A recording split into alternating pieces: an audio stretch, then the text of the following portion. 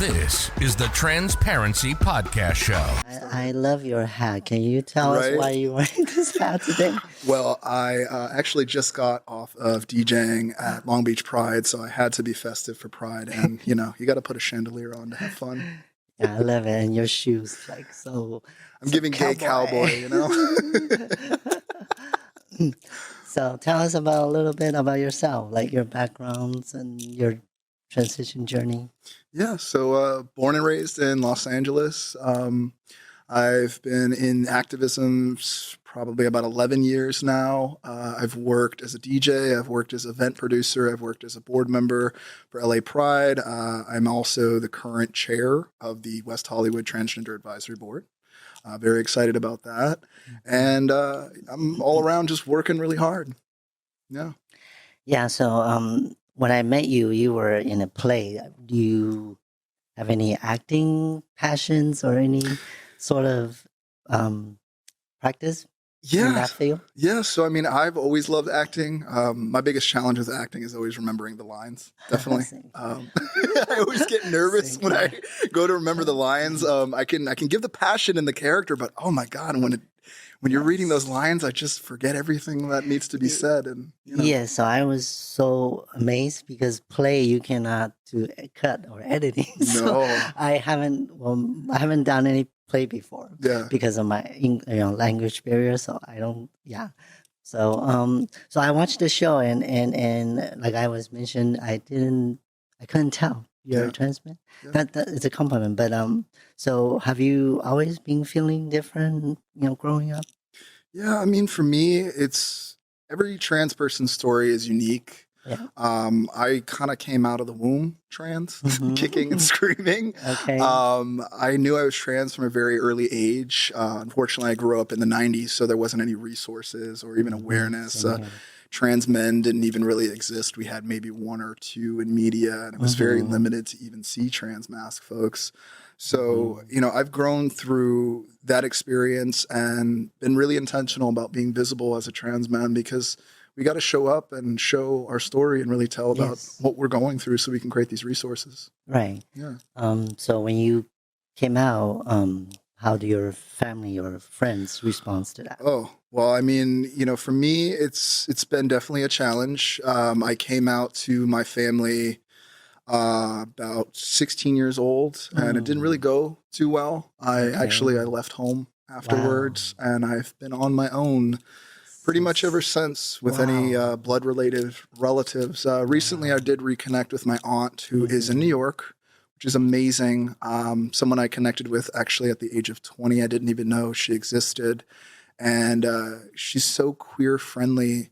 And it's so beautiful because she originally was married to a man when I first met her. And through a lot of conversation that we had, she actually discovered her own sexuality in that process. So now I'm an elder even to my aunt, and she calls me, and it's so crazy because she's like dating all these girls and asking advice. And I'm like, you just came out. What do you mean you have a date on Tuesday and Wednesday and Thursday and Friday? Like, what is going on in New York? So it's just been this ever-evolving stage for me. And, again, I haven't had the direct family, but I've been able to build my own family through community. Yeah, that's exactly because oftentimes when we put ourselves out there, music or even video projects, outsider will make some comments, negative comments, and usually our response to is like, you need to open your mind, be open, because you never know, maybe one of those days, somebody colleague, friends, or family might came out. Yeah. And then, So, also, what about your music experience? Do you always have passion towards music? Music has healed my soul. Music is my biggest passion. I originally was a geek in school. I didn't go to parties or anything. I stayed and I learned how to play as many instruments as possible. I got into electronic music at the age of 14. I was lucky enough to do that through high school. I went to the magnet program, actually. I was able to get in through that through music. And music has been a saving grace for me. It's been something so important to really telling my story while at the same time creating melodies and sounds and lyrics that really represent what I'm going through. And it's so transformative to create a song and listen back to it. And I'd almost forget that I'm the one singing to the lyrics because I can relate to the singer so much because it's telling my story. And it's hard to find music like that for us. Yeah, because I LGBTQ love stories. I invite Shane to write a song for us. We might include it in the end of the show. Yeah. So, yeah, it was a great. I love the song. So good. It's called Bloodline, right? Yeah, Bloodline. Is that related to what you just mentioned with your family? Yeah, that was exactly what that was related to. The experience that I had with having to learn that I had to let go of family and the pain that caused through the bloodline experience, but also realizing at the same time that the family that I can build doesn't necessarily have to be through my bloodline. I can, again, build it outside with community. Yes. We talk about family and community. I went to your wedding. Yes, you did. And one of only 20 people that were invited. No, well, there's people that are still mad that didn't get invited. Are you serious? Yes, yeah. I'm so honored. And actually, that was still up to today. That's the only wedding I went for in our community. Yeah, yeah. So it's very unique, and we all had a good time. And so now you're building your own family now, right? Yeah. So how's the journey so far? The journey has been great. You know, I've been with my wife for 17 years now. I am building my career. I am building, the foundation that I'm working with, which is Invisible Men, which is, specifically for trans masculine folks. I'm working with the city with a lot of good changes. And, through a lot of the things that I have been able to experience, whether good or bad, I can always see that there's something that we're building in the end. Yeah. Yeah. Okay, so talk about the city. You have a story to share. It's very. I saw it when I saw it last year when you posted. It's very heartbreaking because everyone in our community does go to those venues, restaurants, bars. Yeah. And it can actually happen to any of us. Yeah.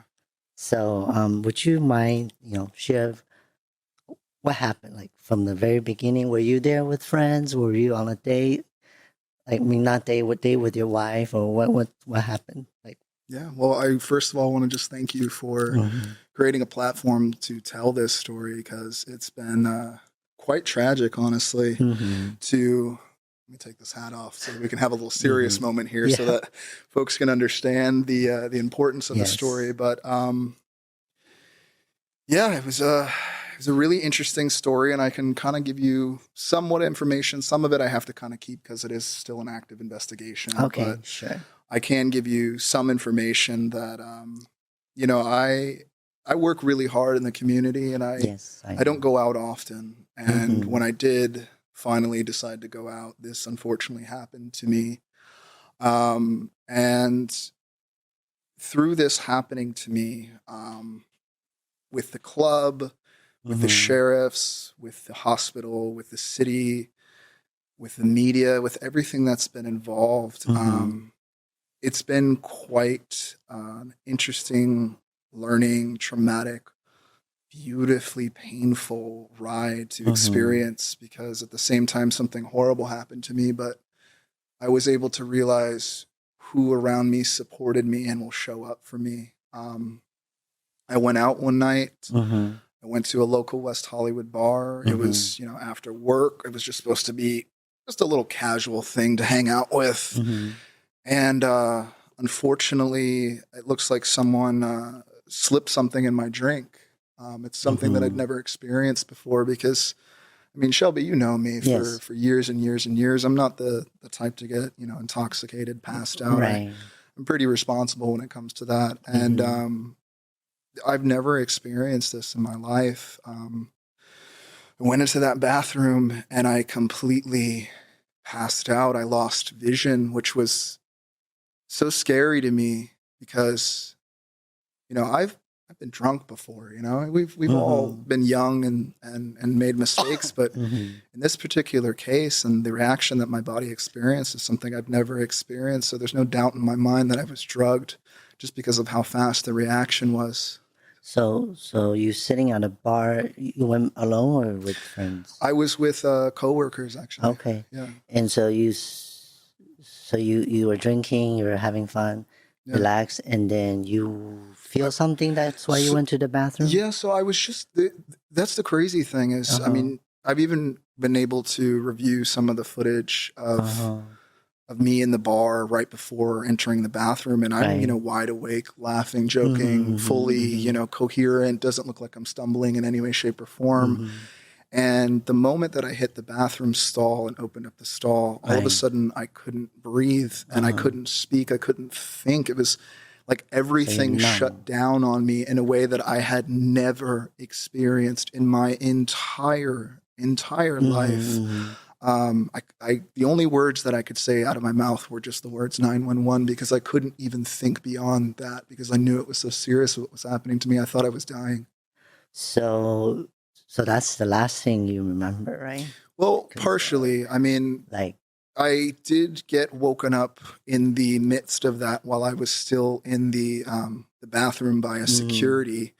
I remember he was tapping me on my left shoulder saying, come on, buddy, you're just drunk. You don't want to wake up. And all I could say were the words 911, 911. And he kept tapping me saying, you're fine, you're fine, you're fine. And then I finally screamed 911 as my last gasp of energy that I could get out. And then I passed out. And the next time that I woke up, I'm in the back of an emergency vehicle throwing up into a bag. And I have no idea how I've gotten there. I can't, I can barely see. My vision's completely, gone. I'm just confused on how from one second I was fine to the next second I'm in the back of an ER. So I remember reading some article or some reporting. Yeah. You were passed out in the bathroom for an hour. 30 minutes. 30 minutes. We were able to determine that it was 30 minutes. And then you were unclothed. Yeah. Is that right? Yeah. So okay, go ahead. The horrible thing about it is, how security treated me afterwards didn't really get noted in the police report properly. The detective didn't even interview the manager that was with the security. She only interviewed the one security guard from the club, and no one else was interviewed that day. Meanwhile, in that same police report, that same detective asked me what I had for breakfast in such detail about my day and was going through every excruciating detail. But when it came to, looking back at the report that she submitted, writing about the security, I mean, it was barely a paragraph. So just remind our audience, this is in one of the LGBTQ friendly. Yeah, probably the most friendliest, club it's West Hollywood. West Hollywood. So they're not like discriminating in a way of because you would think, right? You would think it'd be a safe space, especially with how many queer people you see attending the venues, the advertisement that goes along with it. The city has tried to do a lot about really including transgender people into the nightlife. But unfortunately, there's a lot of people in community that are not trans that are in the city of West Hollywood that don't believe that people like me are even a part of the statistical data of West Hollywood, that we're, a tiny fraction, so to speak. Yeah. And I understand where you're coming from, and tiny fraction, and also maybe we're not as a financial ability, economic as a consumer. Power. Yeah. So maybe that's also why. So you say you went in the Sorry.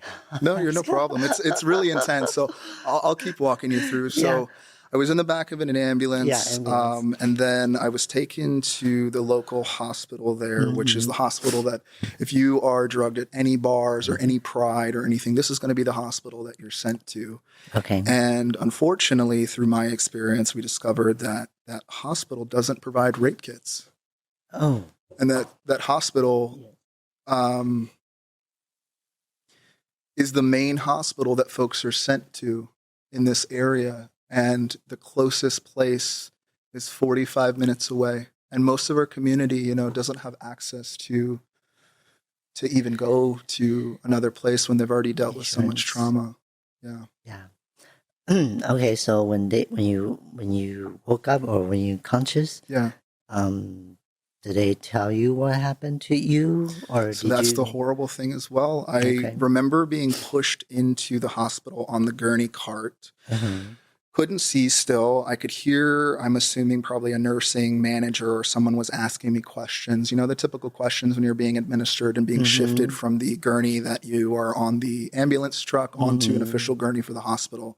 I felt them like grab me up. And the whole time I was repeating to them, I've been drugged.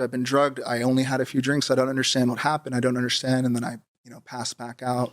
I wake back up again. They throw a phone on my chest. Somehow, some way, even through everything, I was able to call my wife and tell her where I was because she was at home.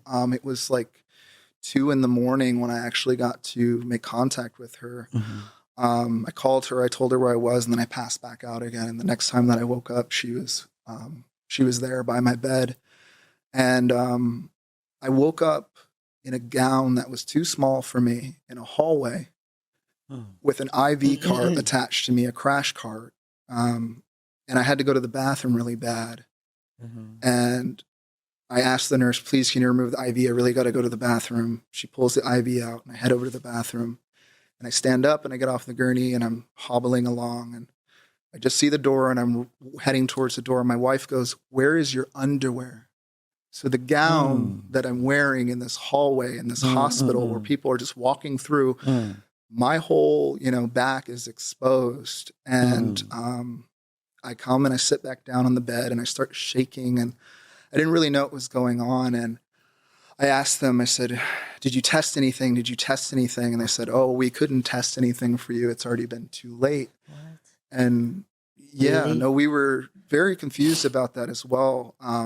Unfortunately, that same hospital doesn't do testing for, Serious? right. That's crazy. It's What kind of crazy because hospital you would is this? think this area that is so, pride friendly and all of this, that the resources would be there. But unfortunately, the hospital you're sent to isn't even trained to be able to handle this. You have to be lucky enough for a nurse to, it has to be like a violent rape for them to really notice that you need to have a referral. And as I started shaking and they were telling me, oh, there's nothing we can do, I already was feeling so dysphoric about my body. I mean, as a trans person, being in the hospital is my worst fear, especially passed out. Okay, so they made a conclusion Yeah, that I was that just drunk, no, I mean in the hospital they didn't make a conclusion you were sexually assaulted. Not at all. But here's the crazy thing. So after I asked the nurse, I said, can I get some water? And she said she's going to get me water. She never gets me water. My wife then goes and says, hey, he needs some water. And I'm just starting to kind of shake there from anxiety or from whatever they gave me. Yes. The doctors that said most likely it was ketamine that they gave me. And my body was just in such shock. I just wanted to go home. And all I could say was just, I want to go home. I want to go home. And the nurse didn't even ask me anything. She just looked at me and, oh, you want to go home? Okay, go pay your copay right over there and you can go home. Wow. And, I'm still in shock. My wife, I mean, I've never been to the ER. This is not something that we knew how to even handle. We weren't even thinking. We were just trusting that everybody was doing the right part. And that, all I needed to do was know that I was stable and I was okay and everybody else was going to do their job. And I just had to worry about being okay. Yeah. And unfortunately, I put my clothes back on that were hanging off the gurney in a plastic bag. And my clothes were sopping wet down to my socks. And I said to my wife, so I said to my wife, I said, do you think that I sweated this hard that when I passed out that maybe... And then she goes, but it's down in your socks. And then and I was also wearing a bomber jacket. The water was on the outside of the bomber jacket. So we were like, and my clothes were completely drenched all the way from head to toe. And it was so confusing because why were my clothes wet? And I had a nurse actually tell me, well, if you were in the ER and they are administering you and you're passed out, most of the time they cut through your clothes. They don't slowly remove your clothes. Yeah. My clothes had no damage to them at all, as if someone just kind of gently slipped them off. There was no rips to my jeans. There was no rips to my shirt, not even my collar. There was nothing. out of the ordinary. There was this sticky substance that was on my neck and my chest that I felt, and then there was some substance that was in my genital area and substance that was on my chest. Yeah. Whoever assaulted me attempted to remove my grafted nipple from my top surgery. I'm still actually trying to find a surgeon right now because, unfortunately, through the victims fund, a lot of these surgeons are afraid they're actually not going to be paid out properly by the victims fund. So I'm actually having to fight to find a surgeon, even though I have an approved application to pay, $70,000 worth of surgery. I can't even find a surgeon to take care of that. Yes. My genitals, unfortunately, it looks like they pulled on the left labia to the point where now it permanently hangs out in a way that has never done that before. When I got home, I started to bleed. And I started to bleed. And at the time, I wasn't taking testosterone. So I knew that my cycle was coming, but it wasn't for about 2 weeks. But I do know that if I have any kind of penetrative sex, especially because I don't do it often, it'll trigger my period to come sooner. So I was bleeding and I was so confused, and I felt this moisture here and this moisture there. And I'm sitting there and I'm ruminating about the fact that, well, no, the hospital would have known. They would have taken care of it. They would have told me. They would have something. Would have this. They would have that. And something kept telling me, no, something's off, something's off, something's off. My body was feeling weird. It was almost like my body was numb from here down because I was in such shock. And this is already after you went home. This is when I went home. It only took me about 25 minutes to get home from the hospital. And I'm sitting in the bathroom and I call my best friend Lucky and I say, I've been raped and I need help and I don't know what to do. I don't know where to go. And it was so unique because, I've helped community for years and usually I do know what to do. But in that situation, I was so overwhelmed and he helped me. He told me to go to a clinic so that I can get Plan B so that I can, prevent any kind of pregnancy.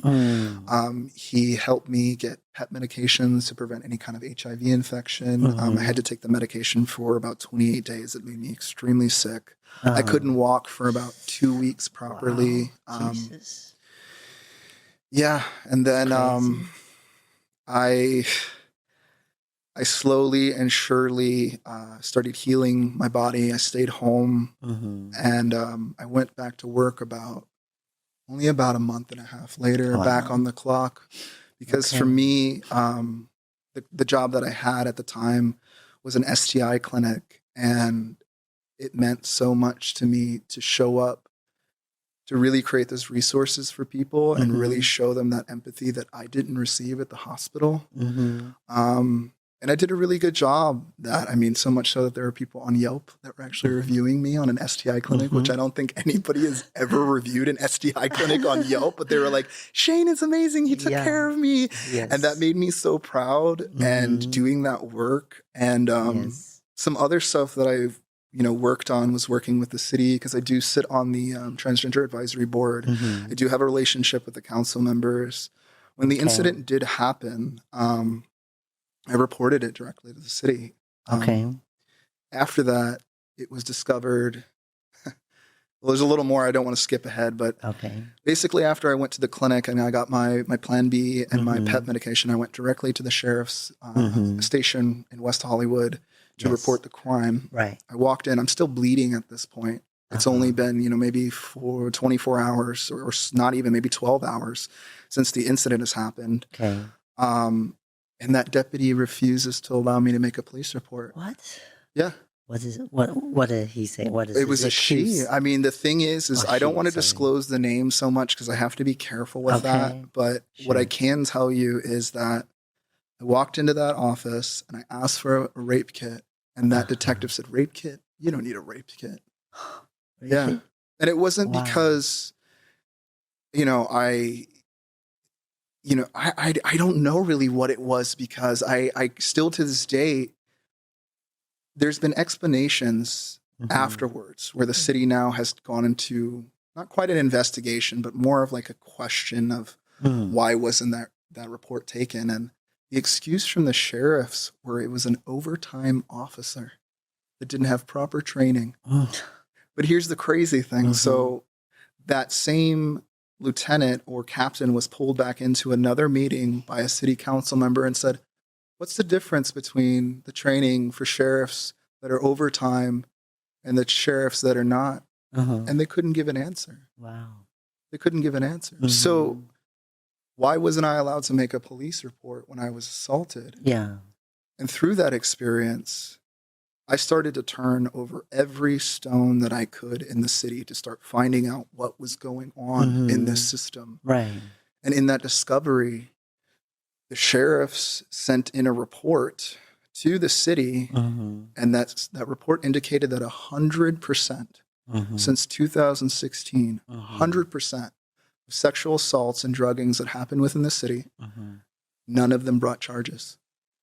Wow.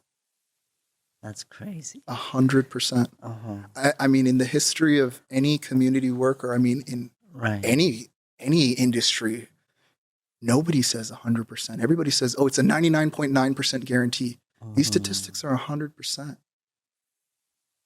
Yeah. So something's going on. Yeah, And, you know, I've really learned that there's a system in place that is purposely keeping folks from really reporting and understand what's really going on. And it's really interesting because, you know, with Jeffrey Dahmer being so popular right now, I was just going to say. you know, and the way that the sheriffs treated that whole situation where they knew who he was, they knew he was assaulting and killing people, but they didn't care because they were black and brown folks.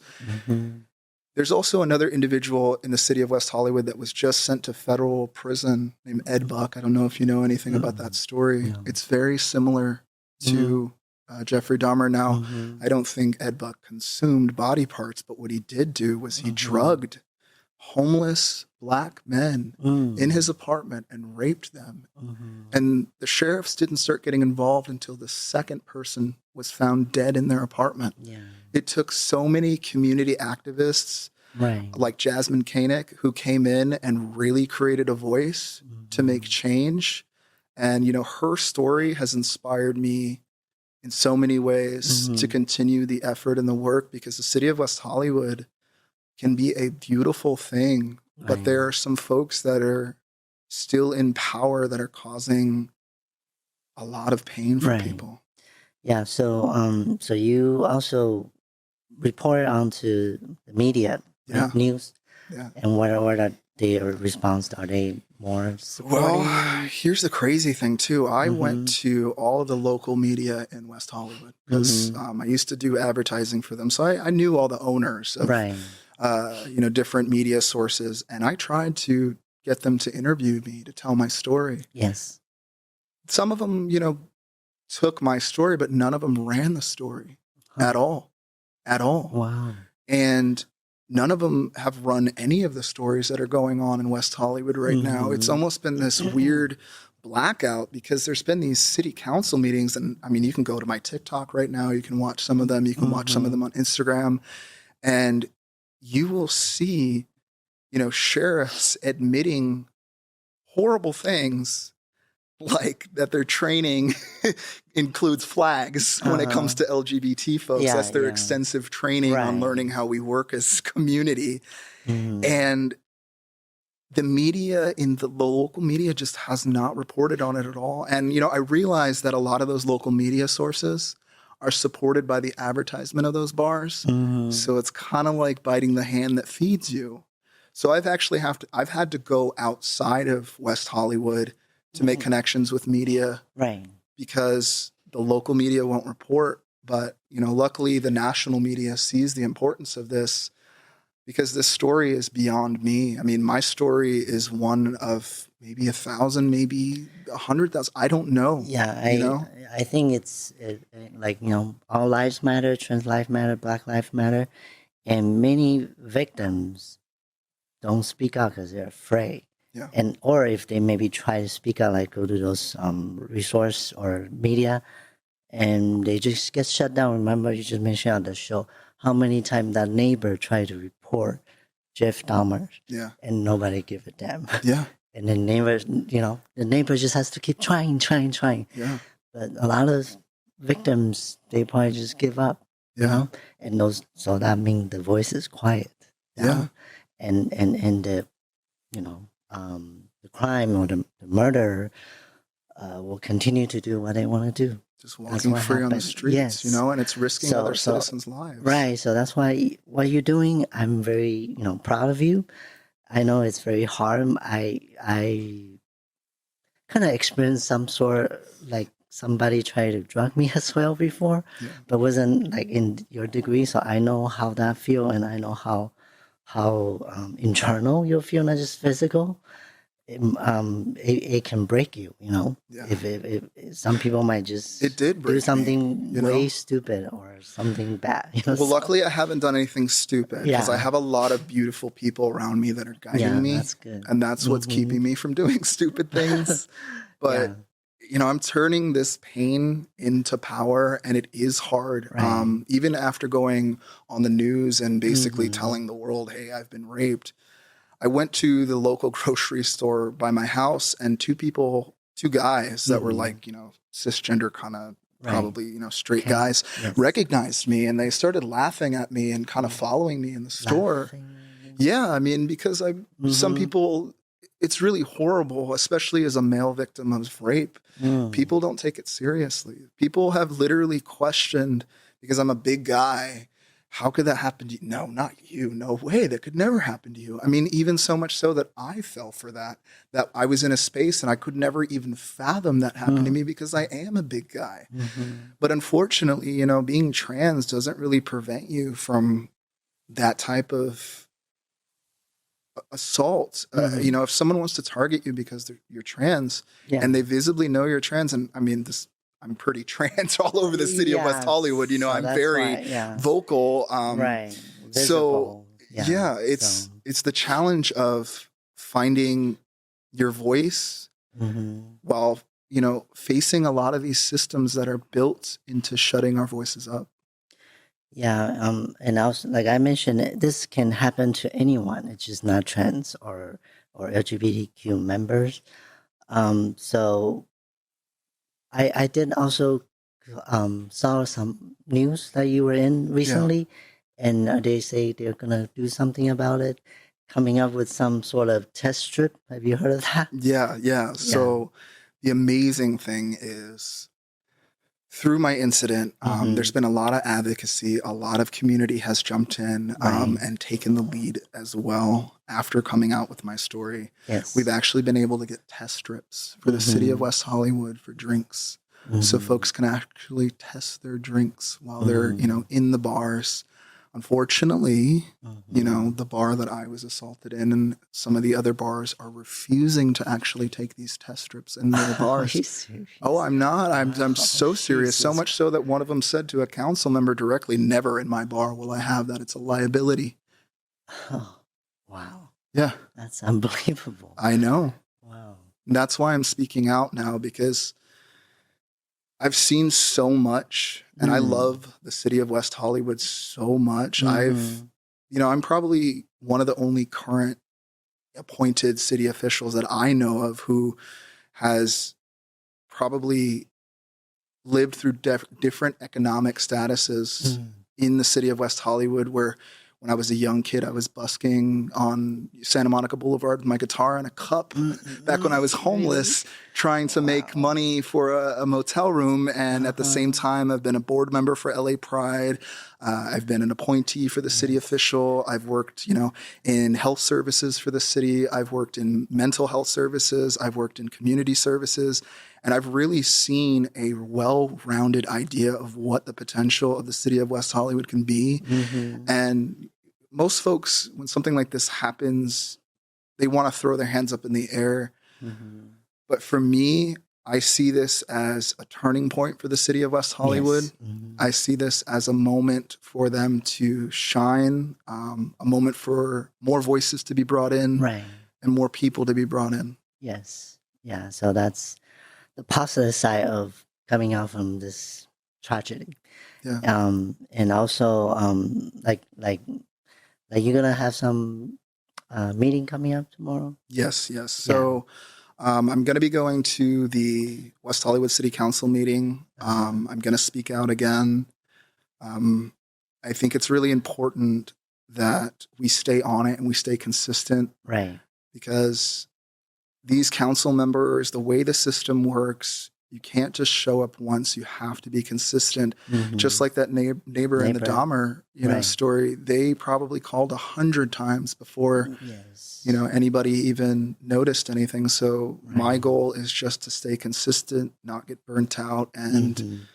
get folks to understand that they can make a change too, even if it's just digitally joining along or liking a Mm-hmm. post or sharing a post, and extending that platform so that other people can see that story and see really what's going on, so we can really find a solution to this problem. Yeah.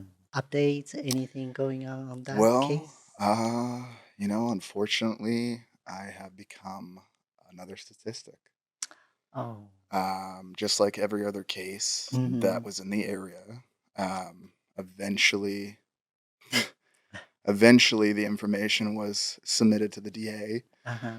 and you know, the DA rejected it, just like every other case. Not enough Wow. evidence, even though Jesus.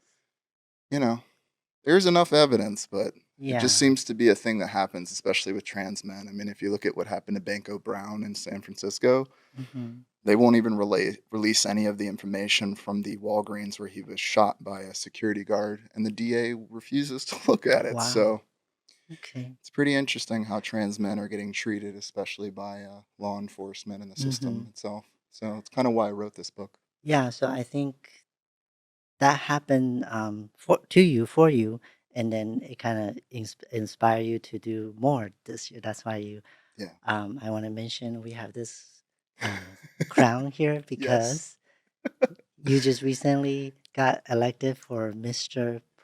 Pride, LA Pride 2023, right? I certainly did. Yeah, congratulations. It was actually a group effort. I just want to say shout out to Group B on TikTok. Thank you so much for fundraising. Y'all are amazing. Just want to make sure I tip my hat to everybody that fundraised. I actually used TikTok to fundraise and was able Wow. to Gee. achieve enough to be Mr. LA and Mr. WeHo Pride, and they're gonna actually ride me around in a Mustang topless Wow. car or convertible of some sort, and they're Uh-huh. going to like parade me around, and I'm gonna have to Yes. like touch my pearls and screw in the Yeah, you're light gonna have bulb. to I've do learned all this. the techniques, how to be a proper gentleman. Yes, especially in Southern LA, I think you're the perfect, person to be. Otherwise, who else, right? So, Right? I was born and raised here. I mean, yeah. honestly, being Mr. LA Pride is probably something that I didn't realize was a dream of mine, but now that I've done some of the work and I've been part of the mix of it all, Hmm. it feels so natural to be in this position. You're right. I love LA in so many different ways and shapes and forms, and it's a Yes. great to Hmm. represent it.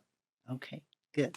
So now we're gonna dive into your book because Yes. I'm very inspired because you are doing the music, you are doing advocate for trans community, DJing, acting, and now you have this book. So Yeah. what inspired? I know you mentioned that your case kind of inspired you to do this to write this book, but is there any other reason? Because I kind of flipped through Yeah. earlier, you have so many different pictures and then also mention a lot of different trans men in Yeah. this book. So can you tell us about a little bit about this book? Definitely. So for me, this book was a work of love for many different reasons. It's super cathartic. I wrote it in about 3 weeks. And the stories that I'm telling are stories of trans masculine individuals that are not told, while simultaneously telling the education of what it takes for trans men to actually receive rights.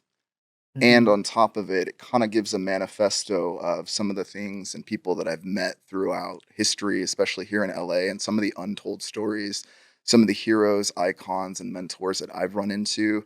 And especially, even where I grew up as a DJ at Oxwood, that's where we met. Yes. So I made sure to write about Yeah, Oxwood. And Oxford, because we mentioned Hamburger Mary in this show a lot, but Oxford is actually the longest run, more longer than Hamburger Mary's at Jamie's.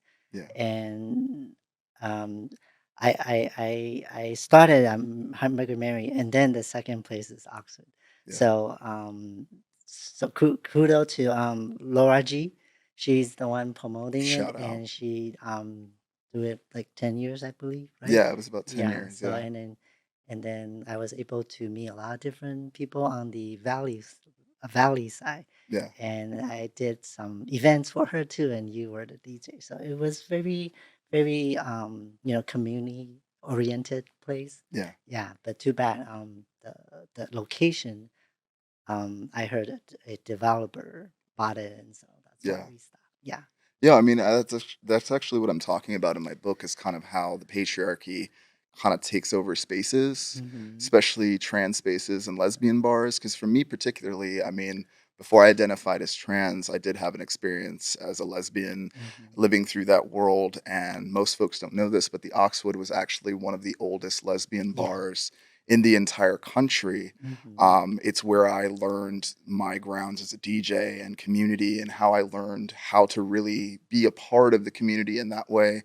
And it was really challenging to kind of watch it fall apart in the way that it did just purely because of finances. Right. I mean, I talk about it in the book. One of the Mm-hmm. highest grossing nights there was actually the trans night when I was a DJ. And that's when the bar made the When I most was money. promoting. No, just Right? kidding. No, no, it's okay. No, get your flowers. You deserve them. We Thank worked you. really hard on Yeah, that, and it I was a like it. It beautiful was time. I fun. mean, Yes. remember that? Like Yes, that yes. to me almost seems like a fever dream when Yeah. we would come out from the back patio and there'd be smoke flying everywhere, and then I would get into the DJ Ooh. booth and I would just play some crazy set, and it would just go from one place to the other, and we'd have such beautiful times there, and Mm. that's again one reason why I wanted to pay homage to a lot of the stories that built me as a trans man while simultaneously really explaining to people what the patriarchy really has done to trans masculine individuals, Mm-hmm. because folks like myself kind of get looked at as, oh well, he passes and he's got a wife and he does this and he's done that and he's done that, and somehow I've escaped the patriarchy. But it's really quite the opposite, because Mm-hmm. I still struggle with it in ways that folks might not perceive. But as soon as I open my mouth and start telling you some of the things that I've been through, it all starts to click Mm-hmm. for people, because as soon as I expose to people I'm trans, Yeah. all that privilege just goes right out the window. People Oh. automatically, I've been talked Right. down to like I'm a child. I've been talked down to like I don't have 20 years of experience doing certain things. I Uh-huh. mean, I practically Yeah. came out of the womb as an advocate.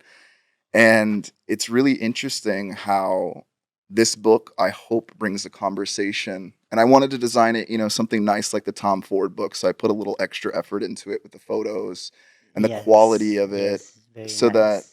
it really hits people and ends up on coffee tables and starts discussions about not just trans people, but people in general. And that's really what the conversation of the book is. I'm using Mm-hmm. my identity as a trans man as a vehicle to kind of talk about the intersectionalities of society as a whole.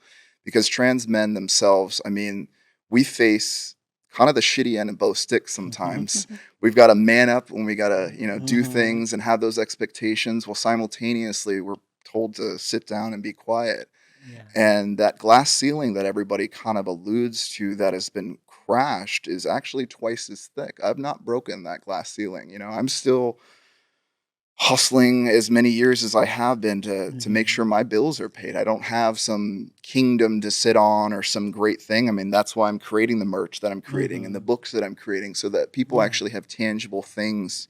Right. But it wasn't an easy journey to get to that point, and it's a lot of Mm-hmm. privilege even with what I carry, and a lot of pain and a lot of suffering that I've been through. But Mm-hmm. again, that's why this is really cathartic for me, that multiple things are kind of happening simultaneously, because for the last couple of years I've been through the ringer in a way that I feel like my ancestors' spirit, everyone was testing me and teaching me. I even have a new spirit guide that has been helping me, Blossom C. Brown. She's shout out. I want to make sure to shout out to Blossom, because she's really been Uh-huh. speaking wisdom into me and guiding me. And I'm learning to be less stubborn, listen more, and Yeah. and just be open and receptive, because most folks don't know quite the trauma I've experienced even showing up. I mean, coming Mm-hmm. from a cult as a kid through Scientology, and then transitioning, Yeah. and then trying to be in the performance world and the Uh-huh. activism world, and all of Yes. the layers that I have to face on a daily, is just it's a lot of challenges. And it's just nice to be in this position where folks are seeing trans men and really giving them Mm-hmm. visibility. So Yeah. that because we all been through some sort of transition and struggles, including myself and many other people guests on the show. Yeah. So I have an open mind when it comes to certain things, like politics, because I normally on this show I don't like to talk about politics because to me it's very divided Yeah. people.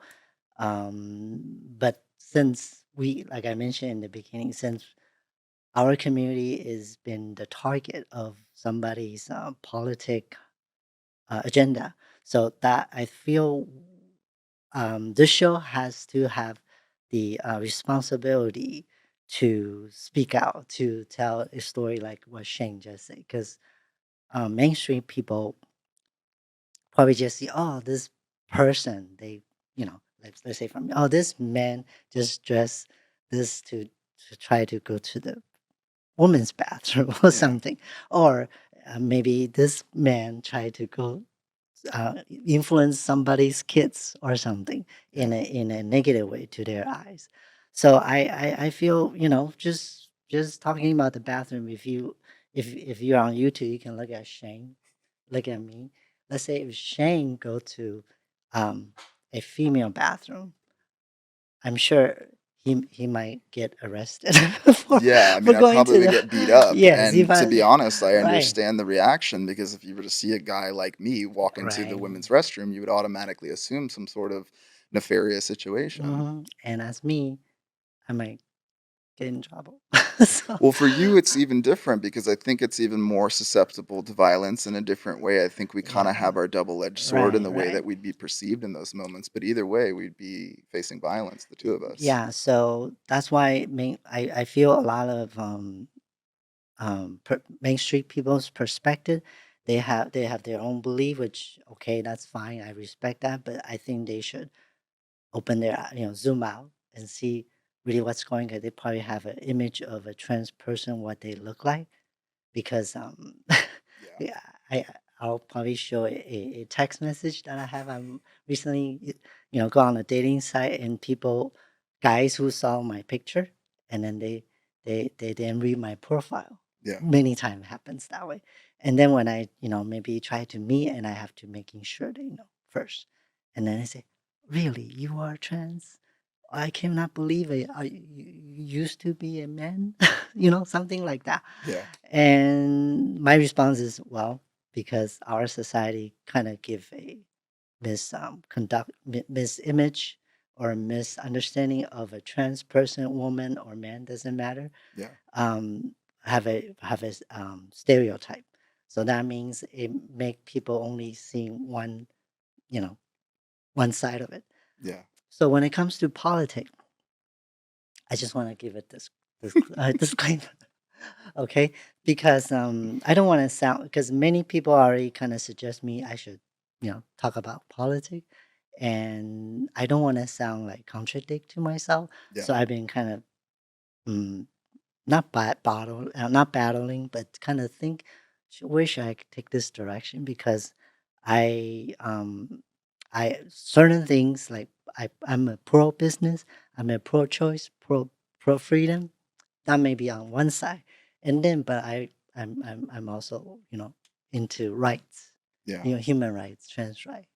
Okay, so I'm kind of struggle myself, and then I all of a sudden it hits me. I said, wait a minute, why do I have to choose one side? And this is what happened to our society.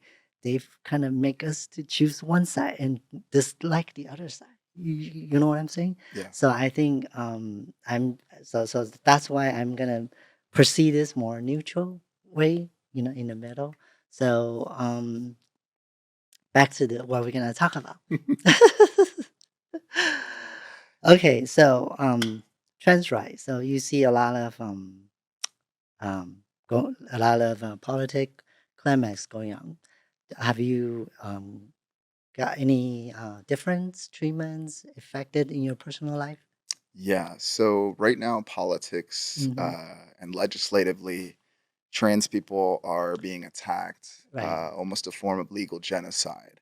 especially actually transmasculine individuals. And that's kind of an unknown story that folks are not talking about, because simultaneously, folks are attacking rights on HRT, access to healthcare, access to EMTs if we're shot, and not even giving us health, care to actually survive that gunshot wound. Right. Simultaneously, you're seeing rhetoric increase from certain politicians that are actually calling for things like our genocide. And then on top of it, you've got the issue of abortion rights, which most folks are looking at that as just cisgender women. But a lot of folks, including myself, actually need access to that, because especially with my incident, if I didn't have things like Plan B and the care that I needed, I could possibly have bled out. I could have possibly be, carrying a child right here. Right. There's so many different layers to what's going on legislatively. And unfortunately, because of the way that cisgender women are treated in this country, that trickles down to trans men as well. And that patriarchal, hierarchical structure still exists within our community and as the greater world at large, too. And it just seems to be quite unique, because folks will tend to, again, look at folks like myself or other folks that are, passing and living these lives, but they're not really diving deep into what's actually affecting us.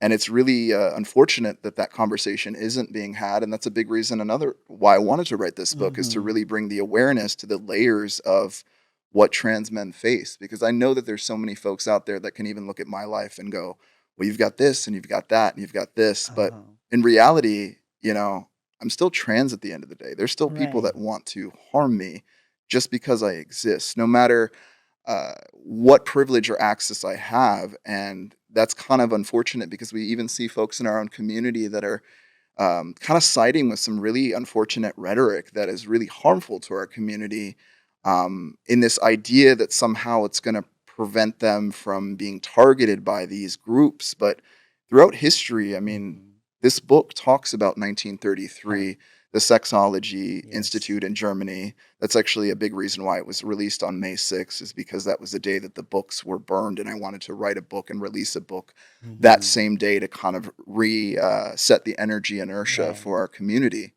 And all of these subject matters throughout time, we've already had them written down about where we were going, women's rights, trans rights, gay rights. We already had a beautiful history, and it was erased by the Nazis. And what we're seeing with rhetoric today is exactly the same patterns. Exactly the same. You can follow it so much so that we're allegedly in stage 8 of genocide right now. We're 2 steps away from folks actually. Doesn't matter if you're a trans Republican, like someone like Caitlyn Jenner, who thinks that she can avoid her privilege and access and, kind of make folks feel a certain way that they're connecting with her because of her certain views. But at the end of the day, those folks are going to come for you too. They're already coming for folks that are in interracial marriages.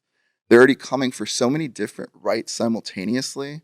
And if we actually take a look again at what happened in 1933 with the brown shirts, is what they were called, it's the same thing that's going on with these patriot guys that are, running around with masks on and harming people. And it's so concerning to me, because to me, I love America. I'm very much an American. Yes. To a degree, even in my advocacy, I can see it as a form of serving my country, with serving and fighting for rights in the way that I have, and the sacrifices that I've put in. Gosh, it's so much. But at the end of the day, I don't see my access to healthcare, my access to employment, my access to housing as a threat to anyone else's access. I feel like somehow this narrative has been brought down onto the trans community as kind of a scapegoat, especially economically where we are now as a country. We're in a lot of dire moments. I mean, the debt ceiling, everything that's happening. Yeah. So I agree with you. I was gonna say, seems like every time there's a election coming up, they want to target a minority group. Yeah. You know, Folks that can't fight for right? themselves. And then I think it's the purpose of doing that is redirect people's attention.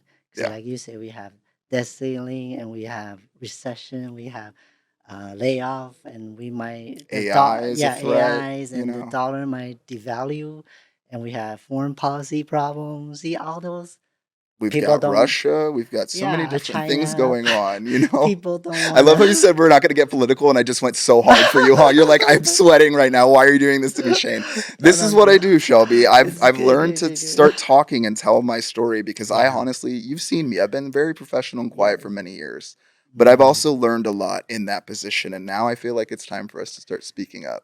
Yeah, and as I see you wearing a LA hat. Yes, I am. I'm doing that, Dodger. because the Dodgers actually made the right decision, and I'm very proud of you as Mr. LA Pride. Thank you very much for bringing the sisters back because I was born and raised here. I love baseball, Mhm. and it broke my heart to see that. And I'm so happy to see that Yeah. that correction has been made for our community because we want to celebrate. Look, we like hot dogs and beer too. Right. Yeah, so since we are on the branding or on the organization topic, Yes, so I want to mention about the swimming sports team. When I heard this story, and I actually on a news diet for since February, but I do know what's going on. yeah. Um, so when I saw that, the second I forgot her name, the cis woman. I forget her name too. Yeah, but Don't that judge woman, me. yeah, that is okay. But but Sorry. that woman, that sports lady, woman came out and she was crying on TV. She was like feeling her number one, crown is got stolen, blah blah. Yeah, And she said she worked so hard, blah blah blah. But when I heard that, my thinking is, but the trans woman athlete also work hard. You don't know, right? yeah, I'm sure she did work hard too. yeah. And my reaction to that is she com- they all compete together, right? If this individual is not happy with whoever in the competition, she should speak out in the beginning at the first place, not after she lost and become second place. That's Does that poor make sense? sportsmanship, honestly, Yes. right there. That's literally a Yeah. bad loser. And I've played sports Because a long yes. time. That is Yeah. not how you do it at all. Right. Genetic testing alone when it comes to sports, and this is one thing that folks want to sit here and debate this, that, and the other about bone structure and all of that. The rigorous amount of testing that goes on to Mhm. put these folks into professional sports is ridiculous. I mean, they can't have certain vitamins because it'll test as they're having some sort of advantage. So Mhm. the fact that this individual was so upset Mm. just because she lost, Yeah. it's not that's not how sports used to run. If Right. anything, I mean, that's you want to talk about all American sports, what happened to being a good sport? Mhm. Yeah, so that's what I feel people are, just follow what the news said, Yeah. and then they don't have their own critical thinking. See if she's not happy, she'll speak up in the beginning, even before the game start, not after, right? Yeah. And then what if she was happened to be number one? Would she be still doing this? Right? Exactly. It's So it's selective. yeah, It's so very that's selective why. and convenient how folks are using Mhm. that trans identity to somehow escape any accountability when it comes to maybe their own flaws. Maybe she trained harder. You have to Mhm. realize as trans people, I'm sure you feel this way. I know I feel this way. Many folks I've talked to, we all feel like we have to go 10 times as hard. So it's not a Yes. surprise to me that trans athletes are Yes. excelling, but also Yes. you really take a look at the records, Mhm. trans women are actually not as excelling as much as they are because that narrative that they're creating isn't actually true. But if you actually take a look at someone in the trans masculine community, the boxer, Mhm. guess what? His last fight, he knocked the guy out clean. They had to stop the fight.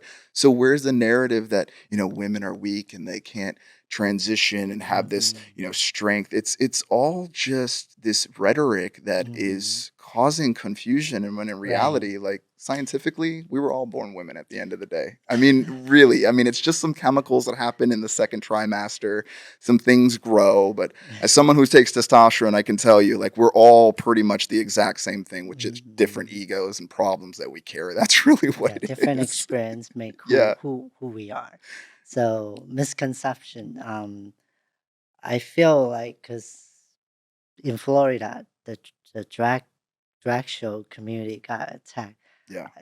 This is also, I think it's part of the misconception because Yeah, because we both know it's a veil. drag people who does drag is not a identify their gender as a transgender. No. Yeah, they're just entertain, just like we have talk shows or comedy, Yeah. stand-up comedy. So Yeah. that's just part of the entertainment. Mhm. So it's kind of sad that Florida They happens did to it be like that. purposely, actually. They're doing it purposefully legislatively. If you really take a look at what's going on in the politics, the Mhm. way things are being presented and the way that there's a certain agenda to get onto the school boards, to get into certain areas that they didn't used to touch, now all of a sudden they're Yeah, getting in those areas. right. They're creating these narratives that are completely not true about our community, while Mhm. simultaneously creating and stoking fear to make it seem like Right, we're doing something when in right. reality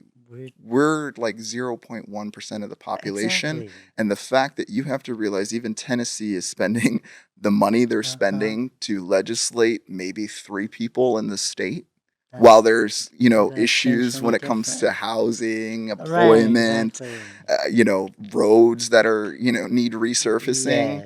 There's Yes, so many more important things that yes, these politicians could right. actually be doing with their time, and they're not. They're Mm-hmm. finding everything they can to distract and push it onto minority communities. And Mm-hmm. unfortunately, because the trans community doesn't have even the support within its own community of the LGBT as a whole, because white supremacy is really interesting how it kind of plays out in our community, especially cis white gay men.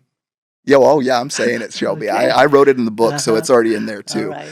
But the way that power structure and their proximity to white supremacy and how they kind of navigate within the community, Mm-hmm. it's like, I'll do this, but I can't do this. I'll do that. I can't support this community because then it will take this. And it always Oh. involves money.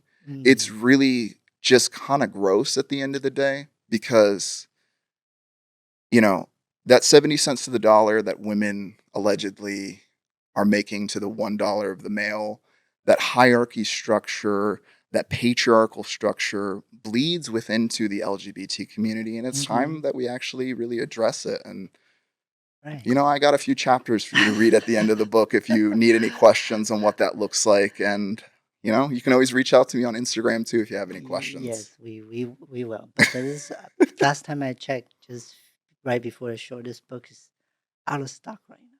It's out of stock, yes. Wow. Yeah. So how can people order? So the 26th, it should be back in stock, is what I was told. Mm-hmm. So you can actually go onto Amazon real quick, type in Shane Ivan Nash, my full Mm-hmm. name, and there should actually be some music available and the book available. You can get it on Kindle. I have the hard copy version here available. Mm-hmm.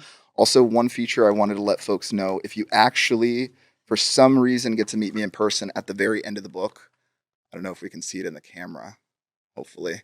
But I made sure to put a signature line there because I want to meet people that actually read the book and So have so discussions can with you them. sign for our show? I can sign for your show. Huh? Yes, of Yes, course. and we're gonna put it as part of our Yes, decoration. Is that okay? of course, of course. And I know you do a lot of things like musicians, DJ, advocate, and now author.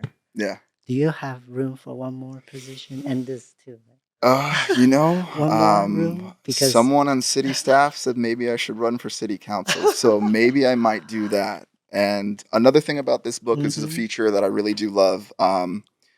So I am a cannabis connoisseur. I do love some cannabis, and the old wives' tale of watching Wizard of Oz and Uh-huh. listening to Dark Side of the Moon, how it kind of syncs up together. Yeah. So with this particular book, there's actually a playlist on Spotify that I timed out perfectly so that when you read the book, you can listen to the music and it just goes with it in that same So kind of cool. fashion and kind of adds an element. Because my Mm-hmm. hope is to either turn this into a documentary or maybe even into a film on just discussing it and some of my life history with LA and just some of the cool people that I've Mm-hmm. met. So I was gonna ask you something Yes. because this show is about trans community, or anything related to trans, and I feel you mentioned about Invisible Man, so I would like to invite you to become our guest host. I am so you're- excited for that. You have no idea. First of all, the setup here is amazing. I love the temperature in the room. It's perfect. Joke to the sound guy. um, and, I love working with you and having this discussion and kind of elevating our community and really bringing folks forward, because I feel like this is a discussion we need to have right now. And I want to do it professionally. And like you said, neutrally. I know a lot of people see trans folks kind of sit into the idea of running to the Democratic Party, which to a degree we have to, because they do vote in certain ways we do. But even myself, I find myself sometimes in the middle because of the way that we're treated and put in the middle of things, but we don't actually get real services. So if there's, the left or the right, if they actually want to start being held accountable and actually show up for the trans community, maybe those decisions can change. But right now I am blue leaning just because of everything that's going on. I think it's important to vote that way. But, it always opens room for discussion for folks that are making even mistakes and holding them accountable within our own community, because we can all do better, Yeah, at the end of the day, trans or not trans, straight or not, or gay, we all pay taxes, right? Exactly. So we have our rights. We should be all united together. Right. Otherwise, the representation or taxation without representation is like, in the Constitution. So we've got to actually have the representation of trans folks and that access. And, like I said, we work 10 times as hard. We have to as a community. And I feel like if we put more trans people in positions, especially in society, I think we could do a little bit better with some solutions. I can see kind of two sides of things because I've walked in both bathrooms. I know which one, they both need work in different ways, right? Yeah, same here. we can attest to those type of things, and we can do, build better bathrooms for everyone, that could be our first cause. Yeah. Toilet paper, always stocked, Oh.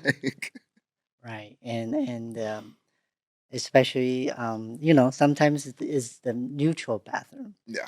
And when let's say man goes in and use the toilet, they usually have to see up and then put it down. Yeah. That's, I don't know, to me it's kind of gross. So, No, but what I will tell you is I've been using a lot more gender neutral bathrooms lately because they're in like West Hollywood. yeah. And I have to tell you, I kind of like it. And here's why. Right. Because I think people now have to like face each other a little bit more. So like the bathroom is clean. So like if a cute boy goes in behind you, you have to like make sure you didn't pee on the toilet. And I'm telling you, I feel like it's cleaner because everybody's like more intermingling with the same toilet. So there's more accountability there. Like, oh, John just walked out. We know he just pissed all over the floor. Oh like, I don't know. I'm kind of finding the silver lining to it because I know a lot of folks have fear in it. But it seems to be, an interesting new territory that we're discovering. It feels cleaner to me. I feel like it smells less even. Yeah. Okay. So so we're gonna end the show here, and if anybody have any comments or any show ideas, because Shane gonna join this show, and he's gonna bring his his side of friends or guests that he know, especially trans man community, and then we'll that's make the show more full circle, right? Yeah. So I thank you Of for course. coming to the show, and we look forward for your hosting of the show in next season.